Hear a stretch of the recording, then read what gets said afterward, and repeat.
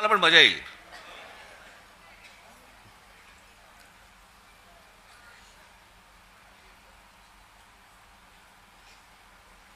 आता ज्याच्यासाठी म्हणून संपूर्ण देशभर जी प्रत्येक राजकीय पक्षाच्या मनात आणि प्रत्येक मतदाराच्या मनात जी शंका निर्माण झालेली आहे या देशाच्या निवडणुकांबद्दलची, त्याची एक गोष्ट तर तुम्ही सुरू केलेलीच आहे, दुबार मतदार याद्यांची.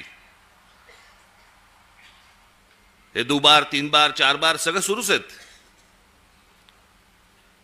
पण नुसतं तिकडे लक्ष ठेवून फक्त चालणार नाहीये. तुम्हाला जे मी 2017 पासून जे ओरडून ओरडून सांगतोय, त्यावेळेला मी जे बोलत होतो, आज जे बरोबर आहेत त्या राजकीय पक्षांनी गांभीर्याने घेतलं नाही. मी त्यावेळेला पण हेच सांगत होतो की मतदार याद्या तर आहेत, पण ही निवडणूक जी मशीन्स आहेत याच्याकडे तुम्हाला दुर्लक्ष करून चालणार नाही. आणि म्हणून मी आज तुमच्यासमोर हे इलेक्ट्रॉनिक मशीन हे तुमच्यासमोर आणले आणि त्याच्यामध्ये कशा प्रकारचा गोंधळ होतो आणि म्हणून ते सगळं सादर करणार आहेत. मी पहिलं नाव विसरलो, पटेल ना, अमित उपाध्याय, आणि दुसरे कोणतरी पटेल होते. अमित उपाध्याय ना तुम्ही, यक्षित पटेल. मी म्हटलं पटेल असेल तर बरं होईल, नंतर त्रास नाही होणार त्यांना. त्याच्यामुळे मी श्री उपाध्याय आणि पटेल यांना मी इथे व्यासपीठावरती यायला विनंती करतो. या आपण.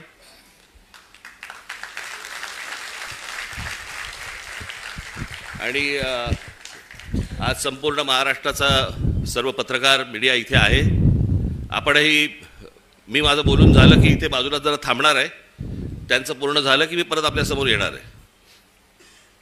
तर मला असं वाटतं आपण दोघांनी महाराष्ट्राला हे सर्व जादूचे प्रयोग एकदा दाखवावेत, कळलं का? आणि त्याच्यातनं सगळ्यांचे डोळेही उघडतील, लोकांपर्यंतही हे पोचेल. काय चाललंय महाराष्ट्रात आणि देशात हेही मला असं वाटतं सर्वांना समजेल, तुम्हालाही समजेल. त्याच्यामुळे ह्या गोष्टींकडे दुर्लक्ष करू नका. मी आपल्याला थोड्या वेळाने भेटतो. धन्यवाद. सुरू कर. आवाज येते? आवाज येते का?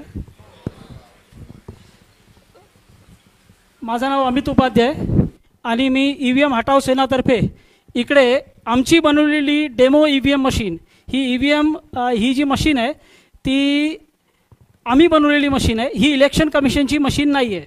तर या डेमो मशीनमध्ये आम्ही इलेक्ट्रॉनिक आणि पेपर वोट दोघांची इकडे चोरी कशी होऊ शकते ते करून दाखवणार आहे. तर आम्ही हे कुठे क्लेम नाही करत आहे की अशी चोरी तिकडे झाली तशी झाली. आम्ही हे म्हणतो आहे का जर असा हा प्रोग्राम जे आम्ही याच्यामध्ये चोरीचा प्रोग्राम टाकला आहे, जर तो इलेक्शन कमिशनच्या मशीनमध्ये आहे तर तिकडे पण चोरी होऊ शकते. तर ही मशीन जी आहे ती राहुल चिमनभाई मेहता यांनी बनवलेली आहे आणि त्यांचा जो क्वालिफिकेशन आहे ते दिल्ली IIT पासून पासआउट सॉफ्टवेअर इंजिनियर आहेत आणि त्यानंतर जाऊन त्यांनी US मध्ये कम्प्युटर सायन्समध्ये मोठी डिग्री घेतली आहे. त्यांना ही चोरी जेव्हा समजली त्यावेळी हे डेमो मशीन त्यांनी बनवली आणि या डेमो मशीनमध्ये आता आम्ही थेट काम चालू करू आणि आपण काय चोरी कशी होऊ शकते ते बघू. आता हे डेमो चालू करण्याचा अगोदर हा आपला VVPAT आहे. VVPAT म्हणजे ज्याच्यामध्ये आपल्याला पावती दिसते. हा बॅलेट युनिट आणि कंट्रोल युनिट आहे. बॅलेट म्हणजे जिकडे आपण बटन दाबतो आणि कंट्रोल युनिट म्हणजे ज्याच्यामध्ये इलेक्ट्रॉनिक वोट जाऊन सेव्ह होतात. तर आपण इकडे चालू करू. पहिला प्रकार तर आपण बघू शकता बॅलेट युनिटमध्ये. मी कॅमेरामॅनला रिक्वेस्ट करणार का इकडे बघा, याच्यावर थोडं झूम केलं तर आता आपल्याला काय दिसतं, इकडे 3 कॅन्डिडेट्स आहेत. एक आपला सफरचंद आहे, केळा आहे आणि कलिंगड आहे. आणि आपण आता डायरेक्ट वोटिंगला लागू. तर वोटिंग चालू करण्याच्या अगोदर मी सगळ्यांना दाखवतो पहिले हे VVPAT उघडून का VVPATमध्ये कुठलीही पावती नाही आहे.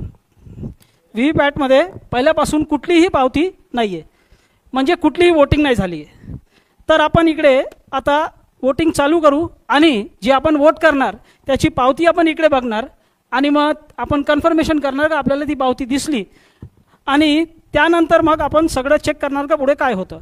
तर मी इकडे सगळे बघू शकता की मी केळ्याला मत दिलं आणि सगळ्यांना केळ्याची पावती दिसतंय का कन्फर्म करा. मग आपल्याला केळ्याची पावती दिसली, म्हणजे पहिला वोटर आला आणि त्याने केळ्याला मत दिलं आणि त्याला केळ्याची पावती दिसली. आता तो समाधानी झाला आणि तिकडून गेला, तर आपण काय बोलू नाही शकत का काय त्याच्यामध्ये प्रॉब्लेम आहे. त्यानंतर दुसरा वोटर येतो. दुसरा वोटर पण समजा असा आहे का तो एकच फॅमिलीचा आहे किंवा एकच एरियाचा आहे आणि एकच मानसिकतेचा आहे, तो पण केळ्याला मत देतो असा होतो. आता परत समजा मी केळ्याला मत दिलं, तर आपण बघू इकडे आपल्याला काय दिसतं, परत केळ्याची पावती दिसली. या प्रकारे 2 वोटर आले, दोघांनी केळ्याला मत दिलं आणि केळ्याची पावती पण बघितली. आता ते समाधानी होऊन गेले. त्यानंतर आपण काय करतो, आपण एक मत कलिंगडला देतो. आता कलिंगडला मत दिलं, आपण परत कलिंगडची पावती कन्फर्म करू. आपल्याला कलिंगडची पण पावती दिसली. या प्रकारे 3 वोटर आले, 2 केळ्याचे आणि 1 कलिंगडचा. त्यानंतर चौथा वोटर येतो आणि चौथा वोटरनी पण कलिंगडला मत दिलं. अशा प्रकारे 2 वोटर केळ्याचे आणि 2 वोटर कलिंगडचे. आता 4 वोट झालेत. आपण तिसरा कॅन्डिडेट जो आहे सफरचंद, त्याला आपण 1 मत त्याला पण देऊ. मग आपण सफरचंदला पण मत दिलं. आता सफरचंदची पण पावती बघा. असे 5 वोटर आले. सगळ्यांनी आपला वोट केलं, 2 केळ्याचं, 2 कलिंगडचं आणि 1 सफरचंदचा. याप्रमाणे वोटिंग झाली. आता समजा इलेक्शन संपलं आहे, आज इलेक्शन होता, इलेक्शन संपलं. 3 दिवसानंतर आपण इलेक्शनचा निकाल बघू. पहिले आपण जो इलेक्शनचा निकाल बघणार तो इलेक्ट्रॉनिक वोट असेल. तर इलेक्ट्रॉनिक वोट म्हणजे जे आपल्याला दिसत नाही आणि त्याची काउंटिंग काय दाखवते बघा. मी कॅमेरामॅनना रिक्वेस्ट करणार का ते फक्त या LED वर झूम करा, तर सगळ्यांना तो निकाल दिसेल. निकाल असा येतो आहे का 3 वोट जे आहे ते सफरचंदाला भेटले आहेत, 1 वोट जे आहे ते केळ्याला भेटलं आहे आणि 1 वोट जे आहे ते कलिंगडला भेटलं आहे. पण आपण काय वोट केलं होतं हे आपल्याला माहिती आहे. 1 वोट आपण केला होता सफरचंदला आणि 2 केले होते केळे आणि कलिंगडला आणि आपण त्याची पावती पण बघितली होती. तर आपण आता बघू की याच्यामध्ये आपल्याला काय दिसतंय. आपण हे सगळं बघितल्यानंतर आपल्याकडे एकच उपाय आहे. भरपूर आमदारांनी हे केलं पण होतं का बाबा आम्ही पैसे भरू आणि VVPATची मोजणी करू. VVPATची पावती जर 100% मोजणी केली तर चोरी पकडली जाणार असे बोलणारे बोलतात. पण तर आपण इकडे काय करू, ते याला उघडू आणि चेक करू. पहिले आपण बघितलं होतं की याच्यामध्ये कुठलीच पावती नव्हती. तर एक करून उघडणार. पहिला हा आपण हे बघू शकता केळ्याचं. दुसरा हे बघा, हे केळा, हे कलिंगड. परत बघा, हे परत सफरचंद. या प्रकारे सफरचंदचे 2 मत झाले, आपण एकच दिले होते. आणि इलेक्ट्रॉनिक वोटच्या बरोबर जर याची आपण मॅचिंग केली तर 100% मॅचिंग झाली.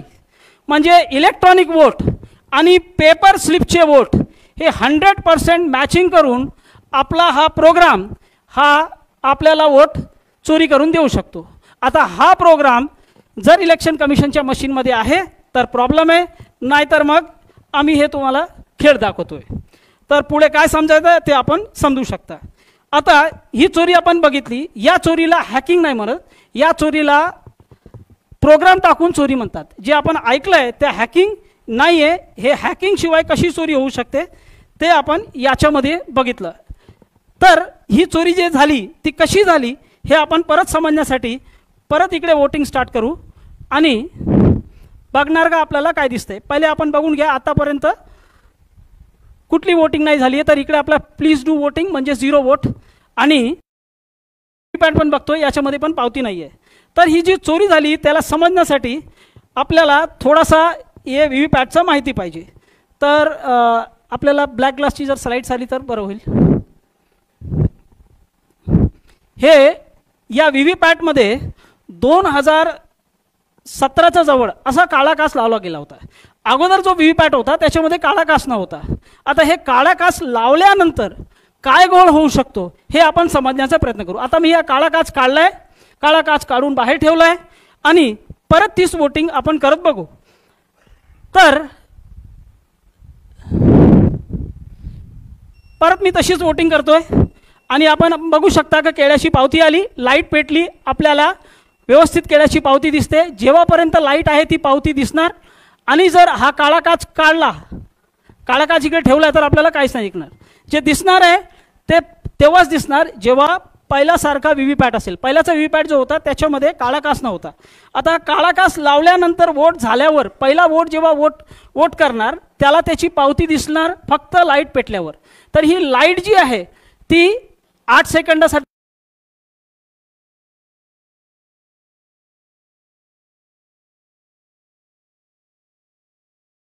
ती पेटते आणि 8 सेकंदामध्ये आपल्याला ती पावती दिसते. पण ती पावती जर त्याचा वोट चोरी करायचा असेल तर ही पावती हा प्रोग्राम अडकून ठेवणार, त्याला खाली पाडणार नाही. आणि दुसरा वोटर जो येणार वोट करायला त्याला ही पावती दिसणार नाही. तर काळ्या काचच्या मागे अशी पावती अडकलेली आहे हे दुसरा वोटरला माहीत नाही पडणार. तो येतो, तो पण केळ्याला वोट देतो आणि आपल्याला इकडे काय दिसतं, दुसऱ्या वोटरसाठी परत इकडे लाईट पेटवली जाईल आणि त्याला पहिल्याची पावती दिसेल. आणि अंधारात काय होतं बघा,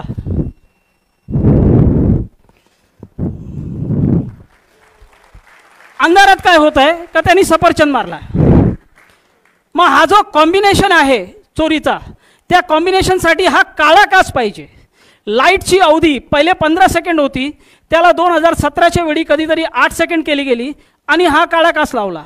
आणि त्या 8 सेकंडमध्ये तुम्हाला जी पावती दिसते ती पहिल्याची पावती आहे, तुमच्या अगोदरची वोटरची पावती आहे का तुमची पावती आहे ते माहीत नाही पडणार जर या काळा काचचा उपयोग केला गेला आणि जर असा चोरीचा प्रोग्राम टाकला गेला आहे ईव्हीएम मशीनमध्ये. तर आमच्या मशीनमध्ये असा चोरीचा प्रोग्राम टाकला गेला आहे.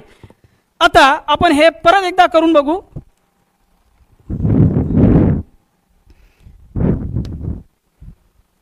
मी आता इकडे कलिंगडला मत देतोय. सगळ्यांनी पावती बघा, कलिंगडची पावती आपल्याला दिसली, लाईट पेटली. जेव्हापर्यंत लाईट पेटत आहे तेव्हापर्यंत दिसणार. एकदा लाईट बंद झाली का आपल्याला काय पावती दिसणार नाही. पण इकडे बघा, प्रोग्रामला मत चोरी करायचं आहे म्हणून त्यांनी काय केलं आहे, पावती अडकून ठेवली आहे. आता इकडे अडकलेली ही पावती जी आहे ते काळ्या काचच्या मागे दुसरा वोटरला दिसणार नाही. आता दुसरा वोटर येतो आणि समजा त्यांनी कलिंगडला मत केलं. आता कलिंगडला मत केल्यावर काय दिसतंय, त्याला पहिल्याची पावती दिसते, काळ्या काचच्या मागे व्यवस्थित पावती दिसेल. अंधार झाला, एकदा अंधार झाल्यावर बघा तो काय करतो. तर हा काळा काच जो प्रोग्राम आहे तो प्रोग्राम वोट चोरी करणार आणि हा जो काळा काच आहे ती चोरी लपवणार. पहिल्याची जी मशीन होती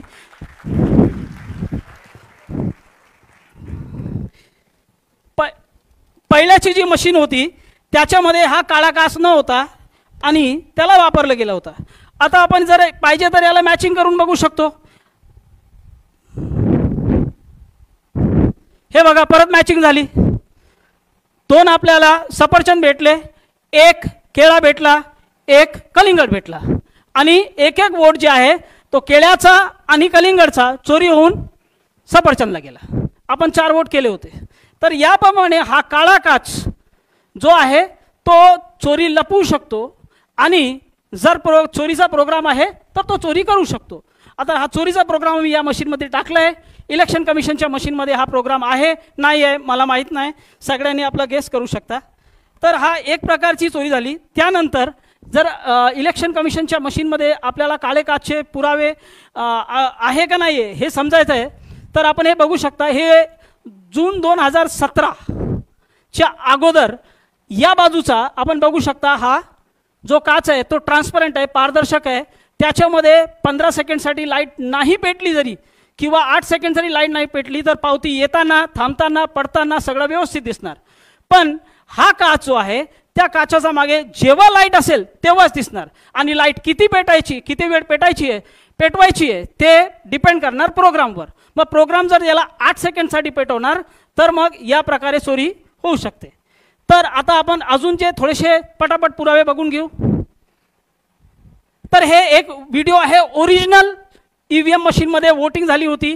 आता आपण बघा, हे आपल्याला इकडे झालं, हे बटन दाबली, इकडे पावती येताना थांबताना पडताना काहीच नाही दिसते, फक्त लाईट पेटली. आता ही या माणसाच्या वोटची पावती आहे का याच्या अगोदर कोणी वोट देऊन गेलाय ते माहीत नाही पडणार. मग आपल्याला व्यवस्थित हे 7-8 सेकंडमध्ये कळतं. हा आता हे सोलापूर विधानसभामध्ये उघड पडलेली एक व्हीव्हीपॅट मशीन होती. तर वरती आपण बघू शकता एक पारदर्शक काच आहे, 2 काच असतात, एक पारदर्शक काच आणि खाली आपल्याला काळा काच दिसतंय. म्हणजे इलेक्शन कमिशनच्या मशीनमध्ये असा काळा काच आहे. जर त्याच्यामध्ये हा प्रोग्राम पण आहे तर काय होऊ शकतो आपण समजू शकता. त्यानंतर आपण इकडे बघू शकता की हे 2024 लोकसभाच्या अगोदर अशी EVM मशीन मणिपूरमध्ये फोडली गेली होती. तर त्याच्यामध्ये आपल्याला दिसतंय का हा जो व्हीव्हीपॅटचा भाग आहे त्याच्यामध्ये काळा काच स्पष्ट दिसतोय. म्हणजे इलेक्शन कमिशनच्या मशीनमध्ये जो व्हीव्हीपॅट आहे त्याच्यामध्ये हा काळा काच आहे. आणि हा काळा काच का ठेवला गेला आहे ते इलेक्शन कमिशनचं असं म्हणणं आहे का जो भाग आहे ज्याच्यामध्ये आपण जाऊन वोटिंग करतो तो कंपार्टमेंटचा भाग, त्याच्यामध्ये जाऊन कोणी असं पीप करून 8 सेकंडसाठी असं बघितलं तर त्याला दिसलं नाही पाहिजे की काय पावती आली, तुमचा वोट नाही मत पडला पाहिजे. आता हे किती लॉजिकल आहे हे आपल्याला सगळ्यांनी त्याचा विचार करावा. Now we can go to demo 2. आता एक प्रकारे अजून चोरी होऊ शकते. समजा काळा काच याच्यामध्ये नाही, आता मी काळा काच काढून ठेवलाय. आता आपण दुसऱ्या प्रकारे इकडे चोरी करून बघू. आपण मॉल वगैरेमध्ये जातो, तिकडे मॉलमध्ये गेल्यावर जर आपण तिकडे जे नल वगैरे असतात त्याच्याखाली हात टाकलं का आपोआप तिकडे पाणी पडतो. आता त्याच्यामध्ये लाईट सेन्सर लागले, जसं आपण हात टाकतो, हात टाकल्यावर आपोआप पाणी पडतो. कारण तिकडे जे लाईटचं मात्रा आहे जे त्याच्यावर पडते ती कमी होते. लाईटची तीव्रता कमी झाल्यावर व्यवस्थित पाणी जो आहे तो आपोआप पडू लागतो, कारण त्याच्यामध्ये लाईट सेन्सर, जसंच आपण हात काढतो आपोआप पाणी बंद होतो. आता तो लाईट सेन्सर इलेक्शन कमिशनच्या मशीनमध्ये पण लागला. याचे पुरावे आपण पुढे बघू. पण त्याने कशी चोरी होऊ शकते हे मी इकडे करून दाखवण्याचा प्रयत्न करतो. तर आता इकडे समजा पहिला एक वोटर जो आहे तो येतो आणि इकडे उभा राहतो. तर हा वोटर आहे, याला वोटर समजा, आणि तो इकडे उभा राहून पहिला वोट करतो. आणि आपण बघा इकडे आपण वोट करू, केळ्याला वोट करू, काळा काच नाही आहे तरी कशी चोरी होऊ शकते. केळ्याला मत केलं आणि व्यवस्थित केळ्याची पावती आली, कारण वोटर तिकडे उभा आहे आपली पावती बघण्यासाठी. हा इकडे आम्ही इकडे लाईट सेन्सर लावला आहे, त्या लाईट सेन्सरच्या समोर इकडे हा वोटर म्हणून उभा होता. तर जर इलेक्शन कमिशनच्या मशीनमध्ये असा प्रोग्राम आहे का 4 सेकंडच्या आत वोटर तिकडून निघून जातोय, म्हणजे वोटर तिकडे आला, बटन दाबतो, त्याच वेळी व्हीव्हीपॅट तिकडे मोजणी करतो का लाईट किती आहे. आणि 4 सेकंडचा आत जर प्रोग्रामिंग 4 सेकंडची आहे तर 4 सेकंडचा आत वोटर जर तिकडून निघून जातो तर तिकडे त्याला बघण्यासाठी कोणी नाही आहे. इलेक्ट्रॉनिक आणि पेपर वोट दोघं तिकडे चोरी होतील. आता तसा वोटर आता इकडे काय केलाय तो निघून गेलाय. वोटर मी इकडे बाजूला ठेवलाय, सेन्सरच्या समोर कोणीच नाही आहे. बटन दाबल्यानंतर वोटर तिकडे थांबत नाही आहे. आणि काय होते ते बघू. तर मी परत केळ्याला मत देतोय. आता परत केळ्याला मत दिलं तर बघा काय येत आहे. वोटर तिकडे थांबला नाही आहे, सेन्सरच्या समोर कोणीच नाही आहे, केळ्याच्या ठिकाणी सफरचंद आला. हे कसं काय झालं? कारण याच्यामध्ये अशी प्रोग्रामिंग आहे तर वोटर जर तिकडे थांबत नाही आहे, 4 सेकंडचा अगोदर निघून गेला, त्याच्या अगोदर मी पावती काढणार नाही. वोटर जर निघून जातोय, आपल्याला बघणारा कोणीच नाही आहे, लाईट सेन्सरला व्यवस्थित माहीत पडतंय, वोटर तो काय करतो, इलेक्ट्रॉनिक आणि पेपर वोट दोघं चोरून घेतो. आपण 10 सेकंदामध्ये हे एक परत प्रयत्न करू कलिंगडवर, कारण आम्ही हे सगळं वोट चोरी करून सफरचंदला देणार आहोत. तर मी परत वोटरला उभा करतोय, वोटर इकडे उभा झाला, परत मी कलिंगडला मत दिलं. आता कलिंगडला मत दिल्यावर काय येते बघू. व्यवस्थित कलिंगड आला, कारण वोटर इकडे उभा आहे. आता कलिंगड इकडून, आता वोटर इकडून गेला, वोटर गेला. आपण परत कलिंगडला मत देऊ.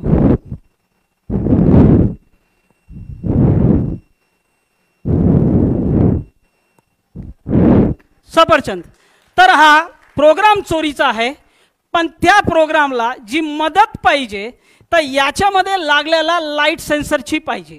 पण इलेक्शन कमिशनचा जो व्हीव्हीपॅट आहे त्याच्यामध्ये लाईट सेन्सर आहे का? आम्ही चोरी दाखवण्यासाठी उगीच बोंबा मारतो आणि याच्यामध्ये सेन्सर लावला आहे. पण इलेक्शन कमिशनच्या मशीनमध्ये सेन्सर आहेत, याचे पुरावे आपण बघू.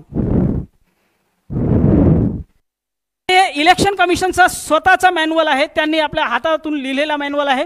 त्याच्यामध्ये हे जे रेड मार्क केलं, रेड बॉक्स बनवले, त्या रेड बॉक्समध्ये असं लिहिलं आहे का ट्रेनिंग देताना जे प्रशिक्षण घ्यायला येतात इलेक्शनच्या अगोदर सरकारी कर्मचारी, त्याशिवाय जे वोटर्स आहेत त्यांची पण ट्रेनिंग होते. हे सगळे करताना हा जो बॉक्स आहे, ही जो व्हीव्हीपॅट आहे, त्याच्यावर लक्ष द्यायचं आहे का त्याच्यावर डायरेक्ट हॅलोजन लाईट किंवा सूर्याचा प्रकाश नाही पडला पाहिजे. जर तसा लाईट त्याच्यामध्ये पडला तर हा एरर मोडमध्ये जाऊन बंद होईल, असं याच्यामध्ये स्पष्ट लिहिलं आहे. तर एक निर्जीव वस्तूला कसं माहीत पडणार का बाबा माझ्यावर लाईट पडते? आपल्याला आपण जे आहेत आपल्याला माहीत पडू शकतो, आपण सजीव आहे, पण तो निर्जीव आहे. तर त्याच्यामध्ये लाईट सेन्सर लागला आहे, तेव्हाच त्याला माहीत पडणार का त्याच्यावर लाईट पडते, आणि त्याप्रमाणेच तो आपोआप एरर मोडमध्ये जाऊन बंद होईल. तो लाईटला घाबरतो. आता आपण अजून थोडेसे पुरावे बघू. हा इलेक्शन कमिशनचा जो मॅन्युअल होता त्याचे पुरावे घेतले. आता ही न्यूज आहे टाइम्स ऑफ इंडियाची, लाईट सेन्सिटिव्ह व्हीव्हीपॅट्स, म्हणजे लाईटला ते काय आहे, संवेदनशील आहे. आता लाईटला संवेदनशील कसा काय झाला बाबा व्हीव्हीपॅट, निर्जीव वस्तू, त्याच्यामध्ये काहीतरी तुम्ही असं टाकलं असेल, आणि जे टाकलेलं गोष्ट असते ती दुसरी काहीच नसून फक्त आपला लाईट सेन्सर आहे. तर लाईट सेन्सर त्याच्यामध्ये आहे, आणि लाईट सेन्सर जर आहे नाही ते तर नक्की एक आहे, पण जर चोरीचा प्रोग्राम पण त्याच्यासोबत आहे तर अशा प्रकारे ही चोरी होऊ शकते. हे 2 प्रकार झाले. त्याशिवाय अजून प्रकार शक्य आहे, पण त्याचा डेमो आम्ही दाखवू शकत नाही, आणि त्याचे जे हार्डवेअर जर त्याच्यामध्ये असतील तर अजून प्रकारे चोरी होऊ शकते. तर ते आपण आता काय त्याच्यावर बोलत नाही.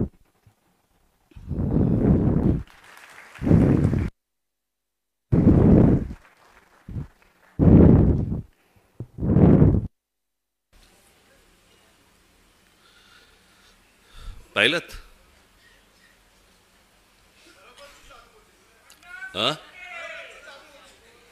काय?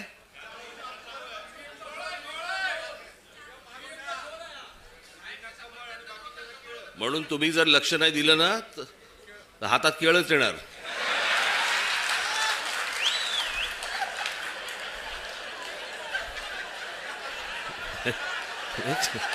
एक सांगितलं तुम्हाला,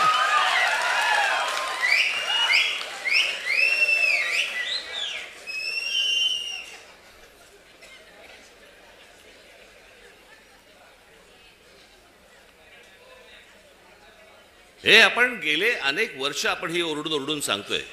मी मागे पण आता आपलं ज्याला शिबिर झालं त्यावेळेला पण मी म्हटलं, लोक आपल्याला सांगतायत की राज ठाकरेंच्या सभांना गर्दी होते पण मतांमध्ये ते येत नाही. कारण हे जे गेल्या 10-12 वर्षात जे सुरू झालंय, लोक आपल्याला मतदान करतायत,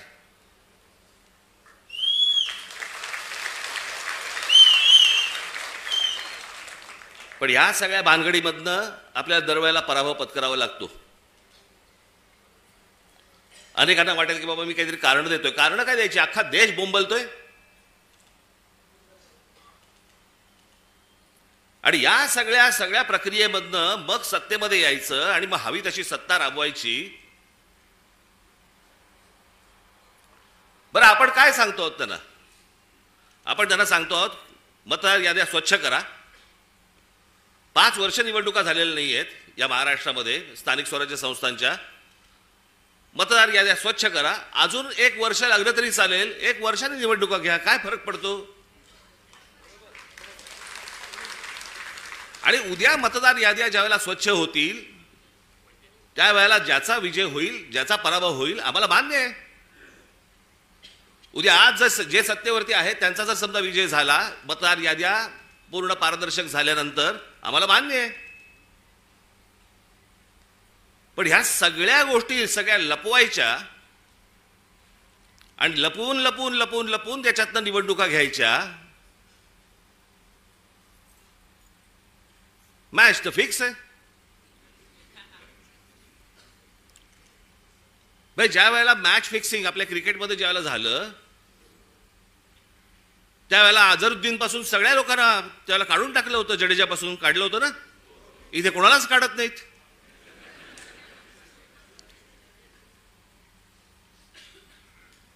मुख्य निवडणूक आयुक्त काय सांगतात म्हणे, सीसीटीव्ही कॅमेरा मधलं जे काही शूटिंग आहे ते म्हणे प्रायव्हेट आहे. प्रायव्हेट काय काय काय त्यांनी शब्द वापरला? हा, त्याची प्रायव्हसी. प्रायव्हसी कसली आली? एखादा माणूस मतदान कुठे करतोय, मत कुठे देतोय, ही प्रायव्हसी असू शकते. मतदार कसा प्रायव्हसी त्याची असेल जपायची? आम्हाला माहिती आहे की मतदार कोण आहे ते.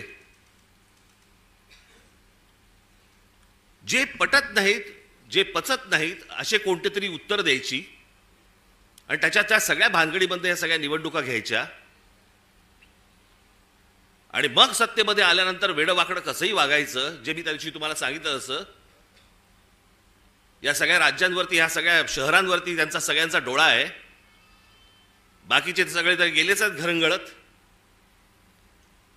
आजची बातमी, आजची किती आपण आपला सगळा स्वाभिमान किती घाण टाकायचा, याला काही मर्यादा? ते कुठे आणले पेपर आहेत ते?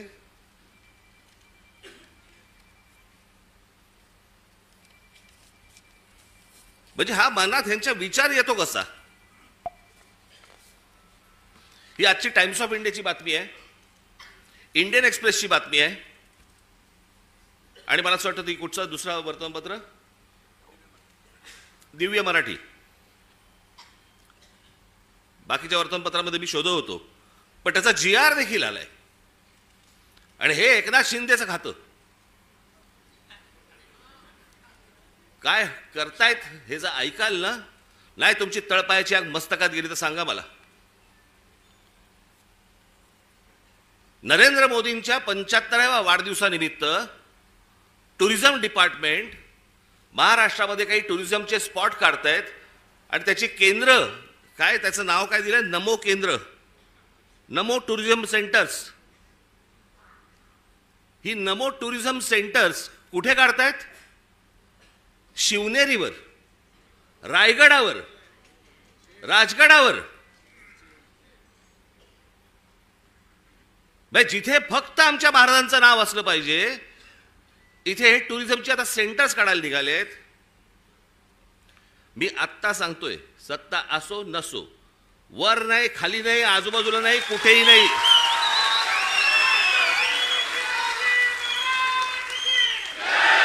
उभं केलं की फोडून टाकणार.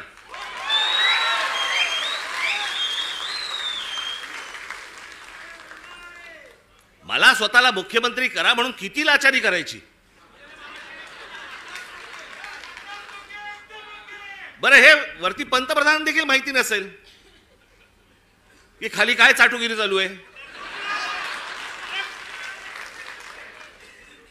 इथपर्यंत हे कशात नाही येतं? ही सत्ता डोक्यात गेली ना की आम्ही वाटेल ते करू.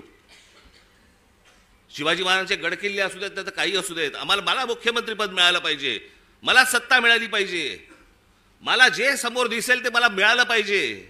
याच्यासाठी ज्यांना ज्यांना काही मला खुश करता येईल ते मला खुश करावं लागेल. मुंबईमधल्या जागा द्यायच्या आहेत, अडाणलेला देऊन टाका, तो बोट ठेवेल तिकडे जागा देत आहेत.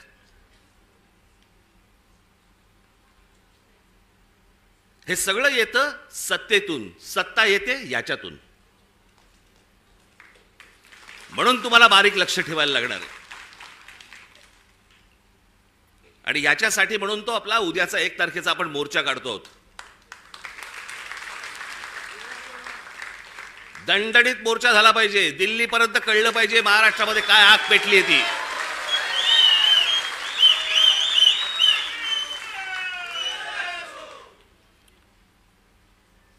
शिवाजी पार्क सारखी ती परिस्थिती नाहीये तिकडची.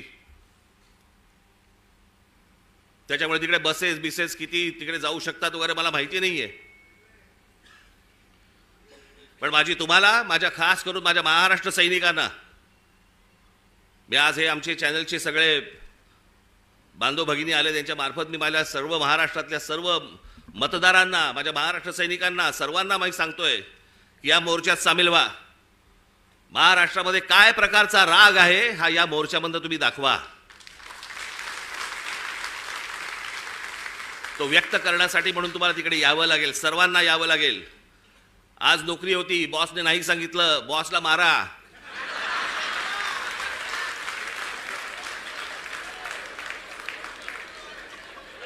शनिवार पुरता 1 मत त्याच्या गालावर द्या. आणि मला असं वाटतं तुमचा बॉस पण मतदारच असेल, त्यालाही घेऊन या. पण हे जे चाललंय हे या महाराष्ट्रातल्या, या देशातल्या प्रामाणिक मतदाराचा अपमान सुरू आहे.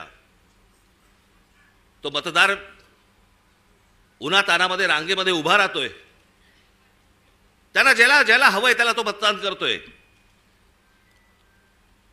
पण येणारे जर समजा रिझल्ट समजा विचित्र लागणार असतील तर मला असं वाटतं की त्याच्या तो मताचा अपमान आहे. हे सगळं सुधारलं पाहिजे, हे सगळं नीट झालं पाहिजे.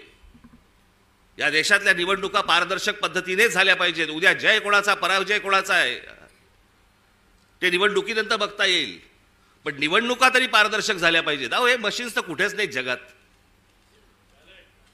अमेरिकेसारख्या देशामध्ये, सगळ्या पुढारलेल्या देशांमध्ये आजही तिथे बॅलेट पेपरवरती सगळे मतदान होतात. 3-4 देश आहेत जिकडे वोटिंग मशीन वापरलं जातं, तेही कुठे? आफ्रिकेत. पण जेवढे म्हणून पुढारलेले देश या जगामध्ये आहेत त्या सगळ्या ठिकाणी बॅलेट पेपर वापरला जातो. बरं, हे मी एकटा नाही बोलत आहे, हे पंतप्रधान नरेंद्र मोदी देखील बोललेत. त्यांचाही एक व्हिडिओ माझ्याकडे आहे, माझ्याकडे खूप आहेत.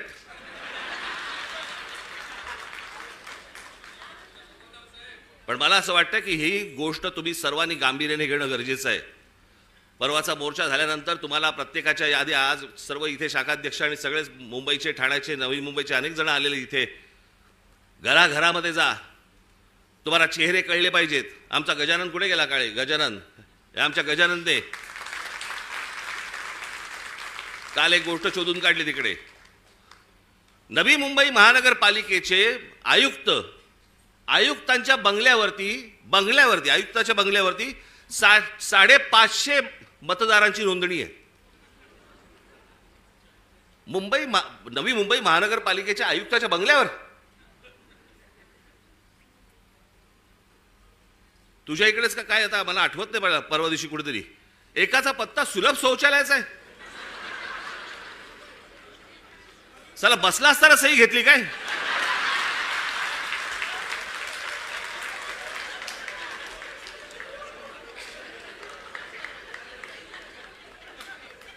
काहीही सुरू आहे. आणि मला असं वाटतं हा काही पोरखेळ नाहीये. हा आमच्या सर्वांच्या आयुष्यातली प्रत्येकाची 5-5 वर्ष जात आहेत. मी नेहमी सांगत आलो, माझा पुनर्जन्मावरती विश्वास नाहीये. या जन्मामध्ये ज्या काही गोष्टी आहेत तुमच्या, या महाराष्ट्राचं भलं झालं पाहिजे, या महाराष्ट्राचं काही चांगलं झालं पाहिजे, याच्यासाठी म्हणून मी स्वप्न पाहतोय, तुम्ही स्वप्न पाहतात. आणि त्या स्वप्नांची जर राखरांगोळी जर समजा ही मशीन्स करणार असतील, काय उपयोग आहे निवडणुकांना?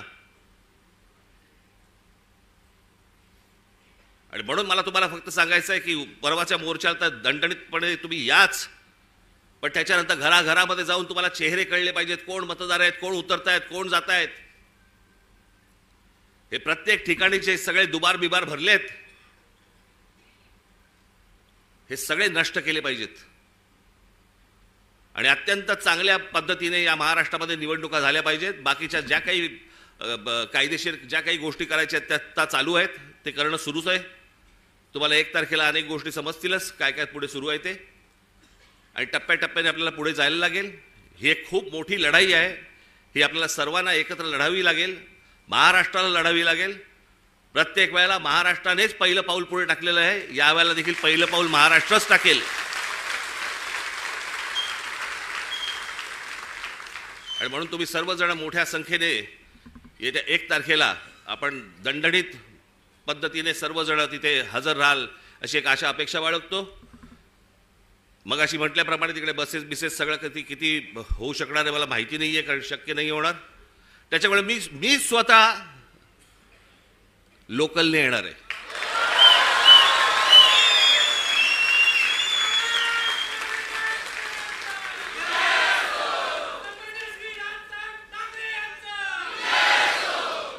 मागे एकदा मी डोंबिवलीवरनं आलो होतो. जातानाच मी खूप वर्ष झाली त्याला, बरेच वर्ष झाली त्याला, 3-3.5 तास लागले हो मला डोंबिवलीला पोहोचायला. गचा गचा गचा गचा गचा चालू आहे आपलं तिकडे त्या खड्ड्यामधनं. ट्रॅफिक जॅम, तो सगळा तो तो तुमचा शिळफाटा. तिथे पोहोचलं की तो शिळफाटा फाट्यावरच मारतो.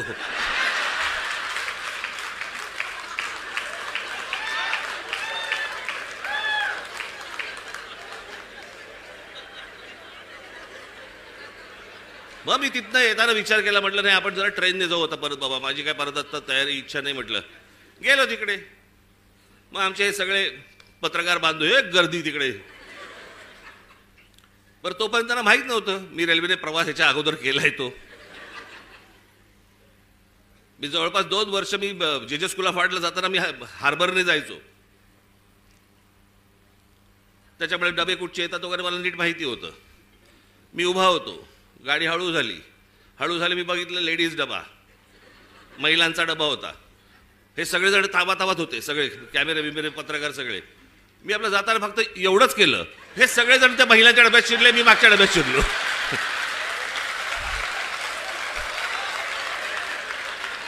मी काहीच नाही केलं, मी फक्त एवढंच केलं जरा. हे सगळेजण त्या डब्यामध्ये शिरले, मी पुढच्या डब्यामध्ये. आणि मग त्या जाळ्या होत्या, जाळ्यांमधनं शूट करत बसले मला सगळे.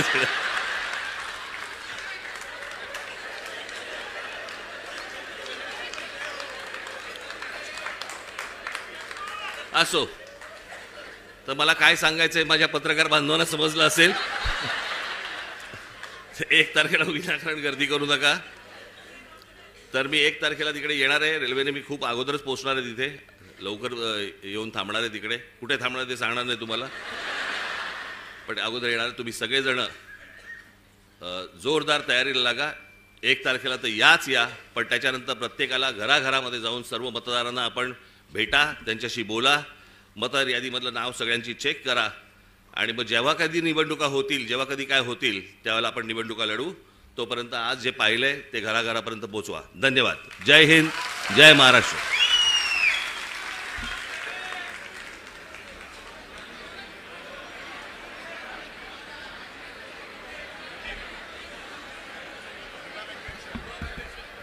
एक महत्त्वाची सूचना आहे.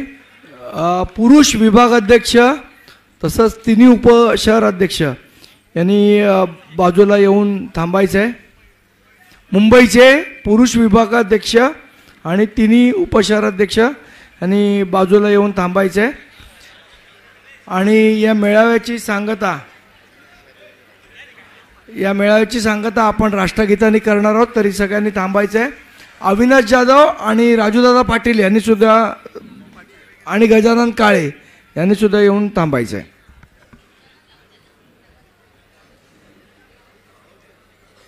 जनगण मन अधिनायक जय हे भारत भाग्य विधाता. पंजाब सिंध गुजरात मराठा ग्रामीण उत्कल बंग. इंद हिमाचल यमुना गंगा उच्चल जलधि तरंग. तव शुभ नामे जागे, तव शुभ आशीष मागे. गाये तव जय गाथा, जनगण मंगलदायक जय हे भारत भाग्य विधाता. जय हे, जय हे, जय हे, जय जय जय जय हे. माता की जय.